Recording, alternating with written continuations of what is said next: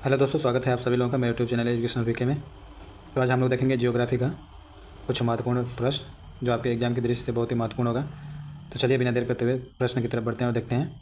उससे पहले हमारे वीडियो को पहली बार देख रहे हो तो हमारे चैनल को जाकर सब्सक्राइब कीजिए, लाइक कीजिए और शेयर कीजिए। तो प्रश्न संख्या 1 में क्या बोल रहा है वो देखेंगे।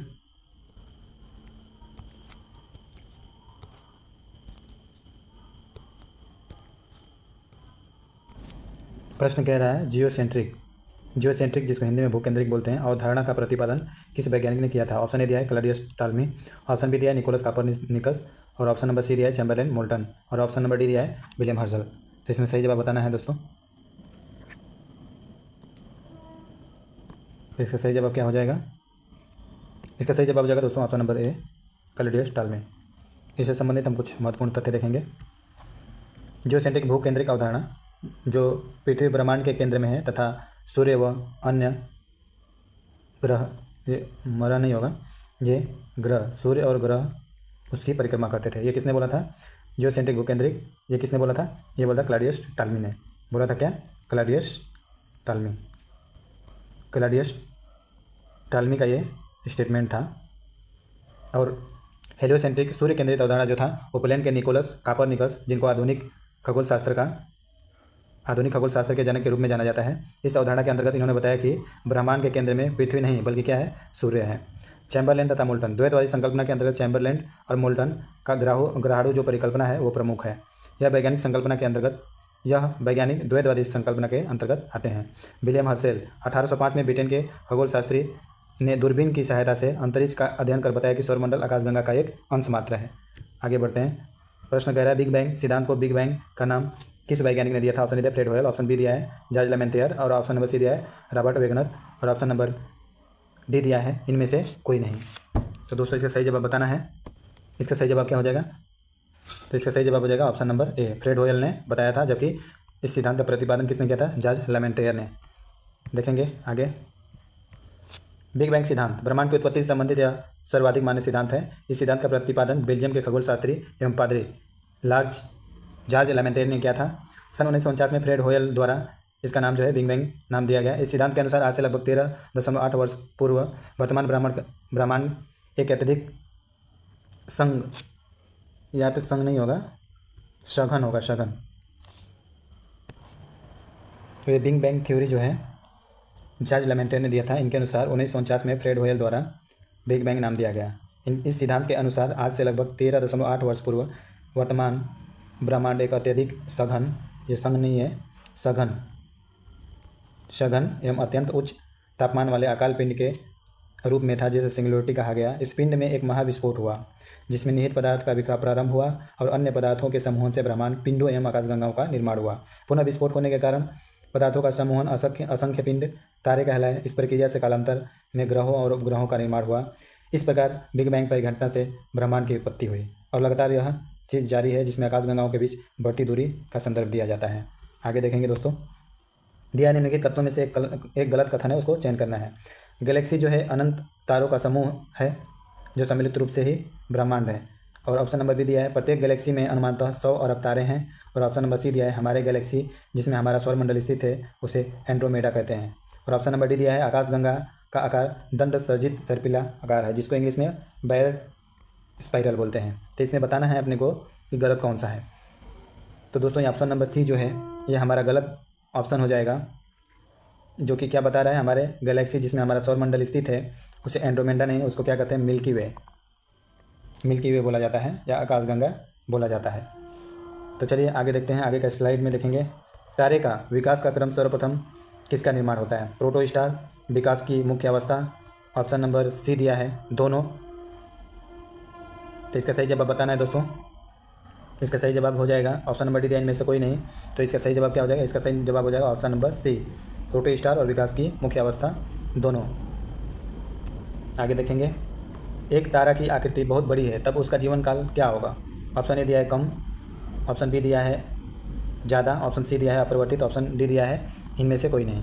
और इसमें से हमको क्या बताना है? सही जवाब बताना है। क्या बताना है? सही जवाब। तो सही जवाब क्या हो जाएगा? ऑप्शन नंबर ए तारा जितना बड़ा होगा उसका जीवन काल उतना ही छोटा होता है। तारा जितना बड़ा होता है उसका जीवन काल क्या होता है? छोटा होता है। आगे देखेंगे दोस्तों। तारों में मुख्य रूप से पाए जाने वाला तत्व कौन सा है? ऑप्शन ए दिया हाइड्रोजन, ऑप्शन बी दिया है हीलियम, ऑप्शन सी दिया है नाइट्रोजन, ऑप्शन डी दिया है ए और बी दोनों। मुख्य रूप से पाए जाने वाला तत्व कौन सा है? तो इसके प्रश्न के अनुसार सही उत्तर हो जाएगा ऑप्शन नंबर डी, हाइड्रोजन और हीलियम। आगे देखेंगे, एक तारा वृद्धावस्था की ओर अग्रसर होता है और इसकी बाहरी सतह फैलती है। ठंडा होने के बाद उसकी चमक कम हो जाती है, उस तारा को क्या कहेंगे? ऑप्शन ए दिया है रक्तदानव, ऑप्शन बी दिया है सुपर रक्तदानव, ऑप्शन सी दिया है सुपरनोवा और ऑप्शन नंबर डी दिया है ए और बी दोनों। तो इसमें से सही जवाब बताना है। सही जवाब क्या हो जाएगा? ऑप्शन नंबर डी हो जाएगा। रक्तदानव और सुपर दानव दोनों कहा जाता है, इसीलिए ऑप्शन नंबर डी क्या हो जाएगा? सही जवाब हो जाएगा। आगे देखेंगे, महाविस्फोट सिद्धांत संबंधित है। ऑप्शन ए महाद्वीपीय विस्थापन से, ऑप्शन बी ब्रह्मांड की उत्पत्ति से, ऑप्शन सी हिमालय की उत्पत्ति से, ऑप्शन डी ज्वालामुखी के विस्फोट से। तो इसका सही जवाब बताइए। इसका सही जवाब क्या हो जाएगा? ऑप्शन नंबर बी, ब्रह्मांड की उत्पत्ति से, जिसको बिग बैंग थ्योरी बोला जाता है। सही जवाब हो जाएगा ऑप्शन नंबर बी। आगे देखेंगे, अगला प्रश्न क्या कह रहा है? महाद्वीपीय बहाव सिद्धांत किसके द्वारा विकसित किया गया? J Wilson, A Wegner, Du Toit, option number D दिया है एच हेस। तो इसका सही जवाब बताना है दोस्तों, बताओ। इसका सही जवाब हो जाएगा दोस्तों ऑप्शन नंबर बी। क्या हो जाएगा इसका सही जवाब? ऑप्शन नंबर बी हो जाएगा, ए वेगनर के द्वारा। आगे देखेंगे, महाद्वीपीय बहाव का सिद्धांत, महाद्वीपीय बहाव का सिद्धांत इसमें बताया अल्फ्रेड वेगनर द्वारा विकसित किया गया था।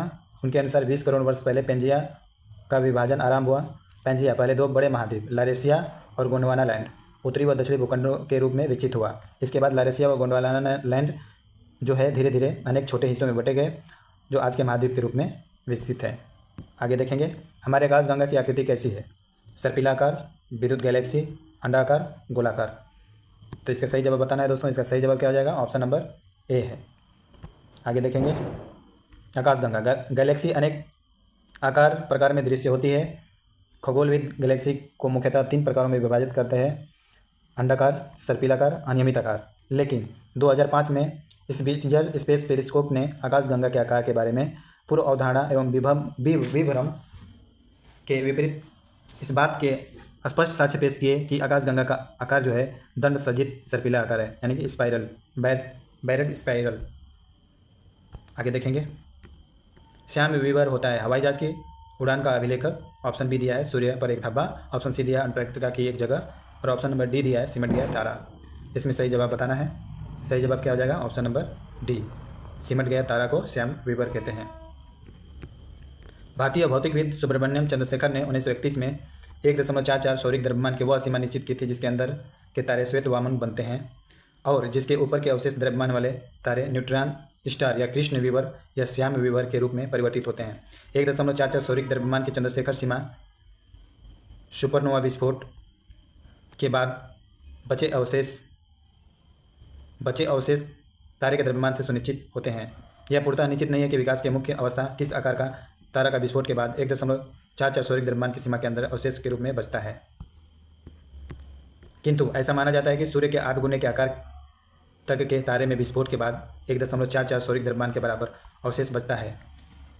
इससे बड़े तारों का अवशेष 1.44 सौरिक द्रव्यमान से अधिक होता है। इन्हीं तारों के ब्लैक होल बनने की संभावना होती है। ब्लैक होल का उच्च गुरुत्वाकर्षण तारे के संपूर्ण अवशेष को अपने अंदर समा लेता है, यहाँ तक कि इसके पास से गुजरने वाला कोई भी वस्तु इसके गुरुत्वाकर्षण से बच नहीं सकता। ये ब्लैक होल को बताता है। आगे देखेंगे, हमारी आकाशगंगा के केंद्र की परिक्रमा करने में सूर्य को कितना समय लगता है? ऑप्शन ए दिया है 2.5 करोड़ वर्ष, ऑप्शन बी 10 करोड़ वर्ष, ऑप्शन नंबर सी दिया है 25 करोड़ वर्ष, ऑप्शन नंबर डी दिया है 50 करोड़ वर्ष। सही जवाब हो जाएगा दोस्तों इसका ऑप्शन नंबर सी, 25 करोड़ वर्ष। गैलेक्टिक केंद्र से लगभग 7.94 KPC या 25.896 या लगभग 26,000 प्रकाश वर्ष की औसत दूरी तथा लगभग 720 किलोमीटर प्रति घंटा औसत गति के कारण सूर्य की एक परिक्रमा करने में लगभग 22.5 से 25 करोड़ वर्ष लगते हैं। परिक्रमा की यह अवधि ब्रह्मांड वर्ष कहलाती है। सूर्य अपने अक्ष पर पूर्व से पश्चिम की ओर घूर्णन करता है, जो लगभग 25 दिन विषुवतीय रेखीय भाग के समान और 36 पृथ्वी ध्रुवीय भाग में पूर्ण करता है। सूर्य के व्यास पृथ्वी के व्यास से लगभग 109 गुना बड़ा होता है और सूर्य पृथ्वी से लगभग 13 लाख गुना बड़ा है। आगे देखेंगे, तारे का रंग का सूचक क्या प्रदर्शित करता है? ऑप्शन ए दिया है सूर्य से दूरी का, ऑप्शन बी दिया है उसकी ज्योति का, ऑप्शन सी दिया है पृथ्वी से दूरी का और ऑप्शन नंबर डी दिया है उसका ताप का। इसमें सही जवाब बताना है। इसका सही जवाब क्या हो जाएगा दोस्तों? इसका सही जवाब हो जाएगा ऑप्शन नंबर डी। तारे का रंग का सूचक जो है उसके ताप को प्रदर्शित करता है। जैसे नीला होगा तो केल्विन में इसका इतना माप होगा 50,000 से 28,000 केल्विन तक। नीला श्वेत होगा 28,000 से 10,000 केल्विन तक। श्वेत होगा 10,000 से 7,500 केल्विन तक श्वेत। और पीला जो होगा 7,500 से 6,000 केल्विन तक। पीला जब होगा 6,000 से 4,900 केल्विन तक। नारंगी जो होगा 4,900 से 3,500 केल्विन तक। और जब लाल होगा तो 3,500 केल्विन से 2,000 केल्विन तक। यानी कि सबसे कम लाल में होता है और सबसे ज़्यादा नीला में होता है। आगे देखेंगे, कृष्ण छिद्र सिद्धांत को प्रतिपादित किया था। ऑप्शन ए दिया है C V Raman, option B दिया है H J Bhabha, option C दिया है एस चंद्रशेखरन और ऑप्शन नंबर डी दिया है हरगोविंद खुराना। तो इसका सही जवाब हो जाएगा दोस्तों option number C Chandrasekhar, S Chandrasekhar. तो चलिए आगे देखते हैं। सुपरनोवा है एक ग्रह का, एक ब्लैक होल, एक उछल तारा, एक मृतप्राय तारा। तो इसका सही जवाब क्या हो जाएगा दोस्तों? इसका सही जवाब हो जाएगा ऑप्शन नंबर डी, एक मृतप्राय तारा होता है सुपरनोवा। आगे देखेंगे, हमारे अंतरिक्ष में कितने तारामंडल है? ऑप्शन ए दिया है 87, ऑप्शन बी दिया है 88, ऑप्शन सी दिया है 89, ऑप्शन डी दिया है 90। तो इसका सही जवाब दोस्तों क्या हो जाएगा? इसका सही जवाब हो जाएगा option number B 88, option number B. आगे देखेंगे, एक निश्चित आकृति में व्यवस्थित ताराओं का समूह कहलाता है आकाशगंगा। ऑप्शन बी नक्षत्र, ऑप्शन सी दिया है एंड्रोमेडा, ऑप्शन सी दिया है सौरमंडल। तो दोस्तों इसका सही जवाब बताना है। इसका सही जवाब क्या हो जाएगा? इसका सही जवाब हो जाएगा ऑप्शन नंबर बी नक्षत्र। नेक्स्ट स्लाइड देखते हैं। तारों के मध्य दूरी ज्ञात करने की इकाई कहते हैं। Option A stellar mile, option B cosmic kilometre, option C दिया है गैलेक्टिक इकाई, ऑप्शन डी दिया है प्रकाश वर्ष। तो इसका सही जवाब बताओ। सही जवाब क्या हो जाएगा? ऑप्शन नंबर डी प्रकाश वर्ष। लास्ट स्लाइड और देखेंगे, निम्नलिखित में से कौन एक समय का प्राकृतिक इकाई नहीं है? ऑप्शन ए दिया है उष्णकटिबंधीय वर्ष, ऑप्शन बी दिया है चंद्रमास, ऑप्शन सी दिया मानक समय, ऑप्शन नंबर डी दिया है दिवस या दिन। सही जवाब बताना है इसका। तो इसका सही जवाब हो जाएगा ऑप्शन नंबर सी, ये नहीं है, बाकी सभी है। दोस्तों ये वीडियो यहीं पे समाप्त होता है। यदि हमारी वीडियो आपको अच्छा लगा हो तो लाइक कीजिए और हमारे चैनल को सब्सक्राइब कीजिए, वीडियो को शेयर भी कीजिए। मिलते हैं अगले वीडियो में, तब तक के लिए नमस्कार, जय हिंद।